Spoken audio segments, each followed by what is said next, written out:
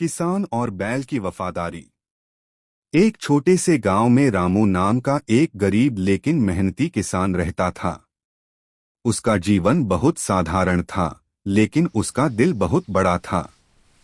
उसके पास थोड़ी सी जमीन थी, जिस पर वह दिन रात मेहनत करता था। रामू के पास एक मजबूत और समझदार बैल था, जिसका नाम मोती था। मोती सिर्फ एक जानवर नहीं था, बल्कि रामू का सच्चा साथी और परिवार का सदस्य था। हर सुबह सूरज निकलने से पहले रामू उठ जाता और मोती को प्यार से सहलाता।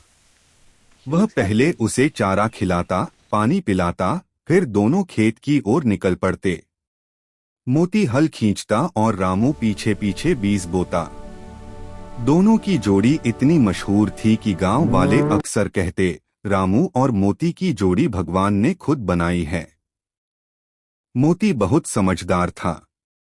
वह रामू की आवाज पहचानता था और उसके इशारों को तुरंत समझ जाता था। जब रामू थक जाता, तो मोती भी रुक जाता, जैसे उसे अपने मालिक की थकान का एहसास हो। कई बार रामू मोती के गले लगकर कहता, तू ही मेरा सच्चा दोस्त है मोती। एक साल गांव में भयंकर सूखा पड़ा।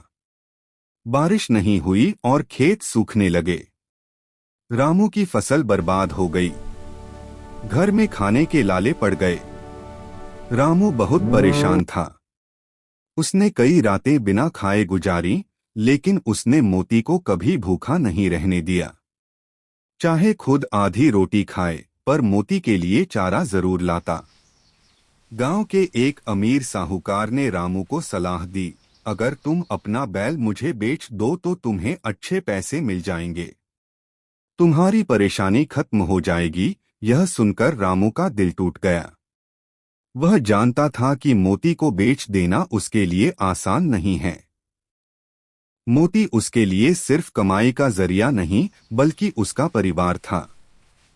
लेकिन मजबूरी में एक दिन रामू मोती को लेकर साहूकार के घर की ओर चल पड़ा। रास्ते में उसकी आंखों से आंसू बह रहे थे। जैसे ही वे नदी के पास पहुंचे, अचानक रामू का पैर फिसल गया और वह गहरे पानी में गिर पड़ा। वह तैरना नहीं जानता था। वह जोर जोर से मदद के लिए चिल्लाने लगा। मोती ने यह देखा तो बिना एक पल गवाए नदी में कूद पड़ा।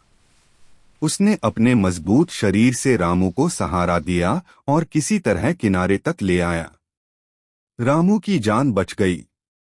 वह कांप रहा था, लेकिन मोती उसके पास खड़ा था, जैसे कह रहा हो, मैं हूं ना। उस पल रामू को एहसास हुआ कि वह कैसी बड़ी गलती करने जा रहा था। उसने मोती को गले लगा लिए।